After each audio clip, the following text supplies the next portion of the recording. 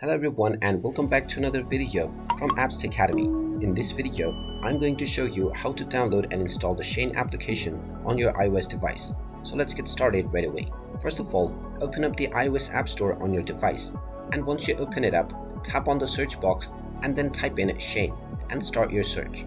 Once you find the Shein application, tap on it and you will see the Get button. Tap on the Get button and this will begin the download and installation of the Shein application on your device. Wait for a while until the installation is completed, and then when you see the Open button, you can tap on it to open up the Shein app. And now once you open up the application, you can proceed with logging into your existing account or signing up to create a new one in order to start using Shein right away. And there you have it. That is how easy it is to download and install the Shein application on your iOS device. If you find this video helpful, make sure you hit that like button and subscribe to our channel if you haven't done so already.